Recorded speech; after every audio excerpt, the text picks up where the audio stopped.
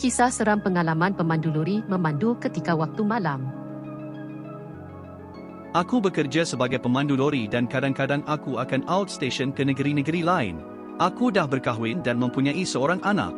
Suatu hari, aku ditugaskan untuk menghantar barang-barang ke Rantau Panjang, Kelantan. Aku agak teruja kerana belum pernah sampai ke sana. Makanan orang Kelantan mesti sedap-sedap belaka kan. Aku kena bertolak malam supaya sampai awal pagi di sana. Isteri dan anak peneman setia jikalau aku outstation. Kami akan bersembang dan bergurau senda satu sama lain untuk mengelakkan mengantuk. Tapi kali ini anak aku ditinggalkan bersama adik ipar kerana perjalanan ke Kelantan agak jauh. Lebih baik dia bermain bersama sepupu sepapat. Lebih menyeronokkan. Kami bertolak dalam pukul 9 malam. Dengan lafaz Bismillah, aku memandu lori menuju ke sana. Sepanjang perjalanan berjalan lancar. Kami menggunakan aplikasi Waze sebagai petunjuk arah. Sampai sahaja di Gua Musang, Waze menunjukkan arah untuk menuju ke jalan Jelawang Gua Musang. Jalan yang makin lama makin gelap dan sunyi membuatkan kami terdiam. Tidak ada banyak kenderaan yang lalu lalang di jalan tersebut dan secara tiba-tiba sebuah kereta pacuan 4 roda Ford Ranger berwarna biru memotong kami secara laju. Aku terkejut dan segera bertanya pada isteriku jika dia nampak apa yang aku nampak. Dia nampak kereta tersebut tapi dia tidak nampak apa yang menumpang. Dia menjeling dan menunjukkan isyarat diam. Jangan teguh katanya. Aku faham dia takut. Aku meneruskan pemanduan dan tibalah kami di Jambatan Pulau Stelu atau orang selalu panggil Jambatan Putus. Si isteri terkejut dengan keadaan jambatan yang mengerikan. Sangat hampir dengan sungai, tiada penghadang kiri kanan dan tidak tahu sama ada lori boleh melintas atau tidak. Dia mengajak aku berpatah balik tapi aku yakin lori aku boleh melalui jambatan tersebut. Takbir yang, kita jalan je pelan-pelan, tak boleh nak patah balik. Jalan sempit, aku cuba menenangkan dia. Dia mengangguk tanda faham. Tayar lori aku mula berputar perlahan di atas jambatan besi. Kelihatan arus deras sungai membuatkan kami bertambah berdebar. Tiba-tiba separuh perjalanan, terdengar bunyi besi berlaga. Isteriku mengucap panjang, tidak cuba panik dan aku menekan lagi pedal minyak dan akhirnya kami berjaya melintasi jambatan tersebut. Belum sempat kami menarik nafas lega, tiba-tiba lori aku terasa berat yang amat sangat. Aku cuba mengawal agar tidak mati enjin. Aku melihat isteriku, dia juga mula perasan. Dia memejam mata sambil membaca surah-surah yang dia tahu. Aku masih cuba mengawal lori. Aku fikir kalau lori ni mati enjin, mungkin semapai pagi kami di tempat seram ini. Lori dah boleh dikawal, sedikit ringan berbanding tadi. Aku menekan pedal minyak dan dalam 500 meter, aku terjumpa semula kereta Ford Ranger yang memotong aku tadi. Terlihat dua orang perempuan melambai-lambai dari dalam kereta dengan menggunakan lampu telefon di tangan. Isteriku kasihan dan ingin menghulurkan bantuan. Aku juga mahu tolong, tapi benda yang menumpang yang aku nampak awal tadi masih ada lagi, duduk atas bonet kereta belakang. Aku turun, tapi teragak-agak. Kaki aku bagaikan terkunci. Benda tu hanya menundukkan kepala ke bawah dengan rambutnya yang panjang mengurai. Kemudian tuan punya kereta, aku gelarkan Encik F, keluar dari kereta, datang kepada aku, kami bersalaman. Assalamualaikum bang, tolong, kereta kami tiba-tiba rosak. Waalaikumsalam bang, rosak apa? Entahlah, tiba-tiba tak boleh masuk gear, tapi enjin hidup lagi.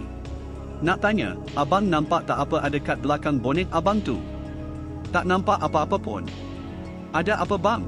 Abang masuk balik dalam kereta, baca ayat kursi dengan beberapa surah, nanti saya datang.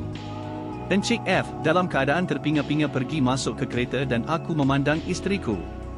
Aku beritahu yang benda tu masih ada. Dia mengecilkan mata dan memerhati tapi tak nampak apa-apa. Tak lama selepas itu, barulah benda tu menghilang. Aku pergi ke Encik F dan memeriksa gearnya. Betul dah tak berfungsi lagi. Dia mengambil tali dari bonet dan meminta aku menarik keretanya tapi aku menolak kerana tali tersebut tidak cukup kuat. Aku geledah lori dan alhamdulillah ada tali yang kuat dan lebar boleh digunakan untuk menarik kereta. Kalau tidak, mungkin mereka semua terpaksa bermalam di situ sehingga pagi. Aku pun memulakan perjalanan dengan lafaz Bismillah. Aku tahu malam ini akan jadi malam yang panjang. Sebaik sahaja lori aku mula berjalan, lori aku terasa berat sekali, bagaikan menarik sebuah lagi lori tapi aku gagahkan juga. Aku lihat ada rumah di kiri kanan jalan tapi tiada seorang manusia pun di luar. Mungkin mereka tidur awal. Jalan menjadi semakin gelap, kami semakin mengantuk tapi kami tidak boleh tidur dalam keadaan begini, pasti ada lagi ujian-ujian yang mendatangi. Oleh kerana tali yang digunakan tidak berapa panjang, demi keselamatan, Setiap kali turun bukit, aku akan beritahu Encik F untuk meluncur turun dengan harapan kereta beliau kembali pulih seperti biasa. Tapi tidak, memang rosak habis, mujur enjin masih boleh hidup. Entah kali yang keberapa, selepas aku menolak Encik F turun bukit, betul-betul selepas aku tutup pintu lori, ada sebiji batu kecil yang keluar dari kanan jalan bergolek ke kiri jalan dan hilang. Aku dan isteri memandang antara satu sama lain. Kiri dan kanan jalan tiada rumah, hanya hutan dan kabus semata-mata, tak mungkin manusia kerana waktu itu jam menunjukkan pukul 3 pagi. Aku dah bertanya dengan kawanku yang arif dalam hal-hal begini, dia kata itu mungkin pocong tapi belum menjelma sepenuhnya. Tak dapat nak bayangkan apa jadi kalau dia menjelma. Aku teruskan perjalanan, muka isteri jadi pucat, mungkin ini pengalaman pertama dia lalui benda-benda begini. Maaf si isteri, tak sangka perjalanan kita jadi begini. Aku teruskan perjalanan selepas mengikat semula kereta Encik F ke lori. Perjalanan jadi lama dan aku menjadi bosan. Aku membuka tingkap untuk hirup udara malam sambil menghisap rokok, tapi tiba-tiba ada jelmaan langsui lalu di tepi lori. Benda itu tidak memandang aku tapi dia terbang seiringan dengan lori. Aku cepat-cepat menutup tingkap dan mengarahkan isteri aku pandang ke depan. Dia faham dan menuruti sahaja. Kami melalui beberapa jambatan kecil dan aku tak pasti jambatan mana. Aku ternampak beberapa orang remaja lepak-lepak di tepi jambatan, muka mereka semua kehairanan memandang kami. Tapi aku pasti mereka manusia kerana selepas itu lori aku jadi ringan seringan-ringannya. Aku tak perlu membuka ikatan kereta Encik F dan kami teruskan perjalanan ke Bandar Jeli, talian telefon juga sudah ada. Encik F sudah menelefon saudara mara dan meminta kami menghantar mereka ke stesen minyak Shell Bandar Jeli. Keluar sahaja dari situ, kami terus menuju ke stesen minyak dan ramai saudara mara Encik F telah menunggu. Mereka amat risau kerana langsung tidak dapat menghubungi mereka sejak malam tadi. Salah seorang saudara Encik F memberitahu bahawa tempat yang kami lalu memang keras dan dia telah berpesan pada Encik F agar mengikut jalan alternatif lain tapi oleh kerana Encik F juga gunakan West, maka dia juga melalui jalan tersebut. Aku sempat bertanya jika mereka ada melalui apa-apa pengalaman. Mereka berkata sebelum jambatan, mereka bertemu dengan seorang pakcik tua menunggang motor dan bertanya tentang arah jalan. Tapi kami suami isteri tidak nampak pun pakcik yang dikatakan. Mereka semua terdiam. Encik F juga berkata isterinya tiba-tiba muntah di tepi jalan dan mungkin skin penyebabnya. Aku tidak pasti kerana aku tidak begitu arif dalam hal-hal begini. Mereka mengucapkan terima kasih dan memberi kami makanan dan minuman. Aku lega kerana berjaya keluar dari situ dalam pukul 5 pagi. Kami sempat tidur beberapa jam sahaja sebelum menyambung semula perjalanan ke rantau panjang.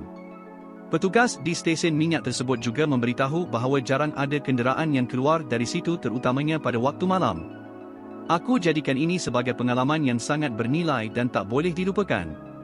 Alhamdulillah, jambatan putus dah digantikan dengan jambatan baru yang lebih tinggi dan kukuh.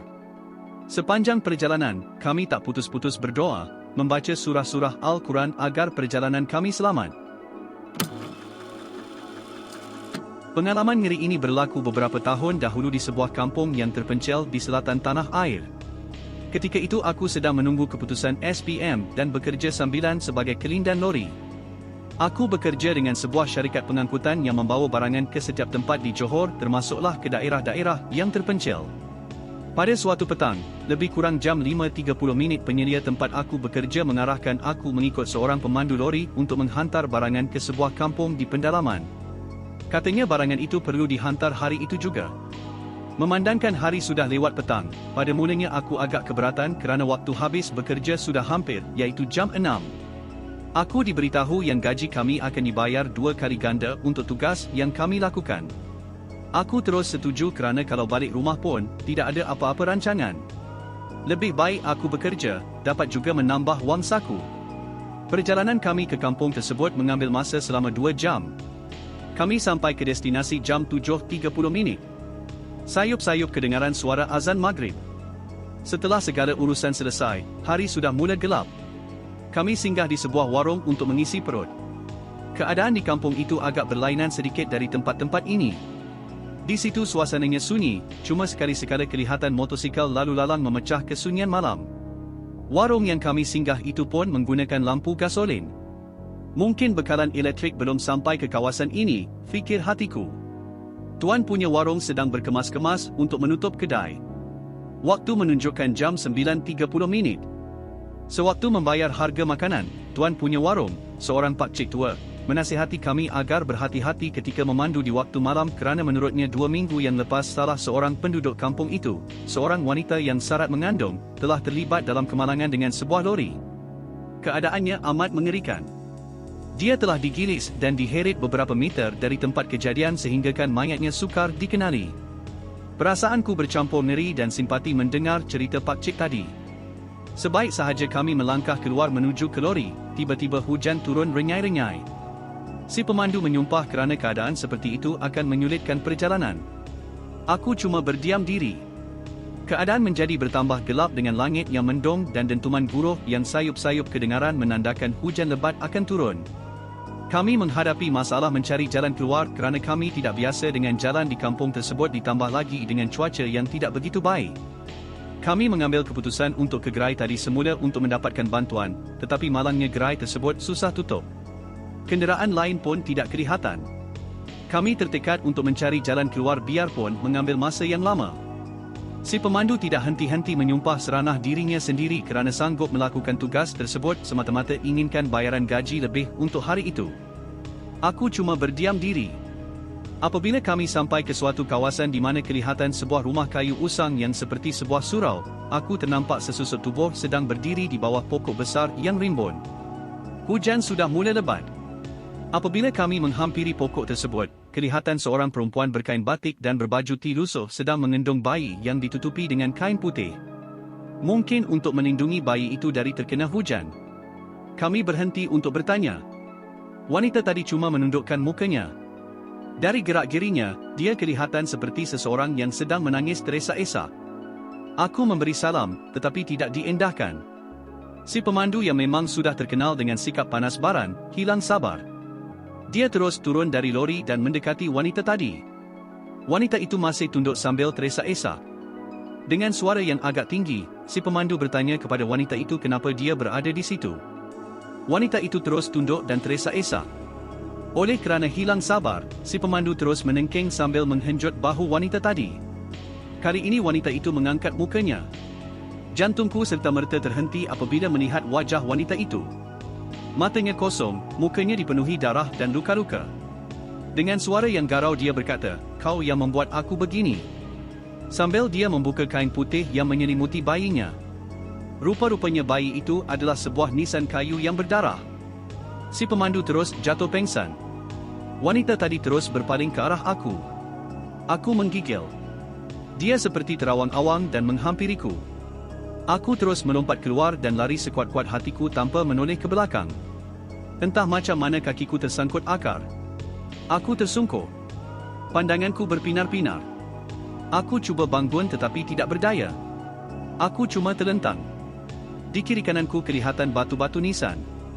Di atasku kelihatan sesuatu berwarna putih terawang-awang. Aku terus tidak sedar apa yang berlaku selepas itu. Apabila tersedar, aku dikelilingi oleh orang-orang kampung. Aku berada di dalam surau bersama dengan si pemandu. Keadaan di luar masih gelap. Pakcik peniaga warung pun ada di situ. Dia menepuk bahuku, menyuruhku bangun untuk mengambil air sembahyang. Waktu subuh dah masuk katanya. Setelah selesai berjemaah kami menceritakan pengalaman ngeri kami kepada semua yang ada. Mereka cuma mengangguk-anggukkan kepada mendengar cerita kami. Sewaktu bersarapan di warung pakcik tua, dia memberitahu kami kemungkinan besar kami bertemu dengan Lansueh di bawah pokok kekabu bersebelahan dengan surau. Di belakang pokok itu ialah tanah perkuburan di mana mayat wanita yang terlibat dalam kemalangan tempoh hari dikebumikan. Menurut pakcik itu lagi, mungkin roh wanita itu tidak diterima bumi maupun langit kerana dia telah banyak membuat dosa semasa hayatnya. Dia telah mendoakan suaminya dan anak yang dikandungi itu bukan dari suaminya. Sewaktu malam kejadian, dia telah dihalau oleh suaminya apabila mengetahui yang isterinya curang. Orang-orang kampung tidak pasti sama ada kemalangan yang berlaku itu disengajakan oleh wanita tersebut ataupun sebaliknya. Rohnya tidak aman. Sebelum kami berangkat, pakcik tersebut menunjukkan kubur wanita itu. Aku sempat menghadiahkan Al-Fatihah dan mendoakan semoga dosa-dosanya diampun. Si pemandu tidak mengikut kami. Dia cuma menunggu di dalam lori. Sewaktu dalam perjalanan pulang, si pemandu melarang aku menceritakan perkara yang sebenarnya kepada sesiapa pun apabila kami sampai ke tempat kerja nanti.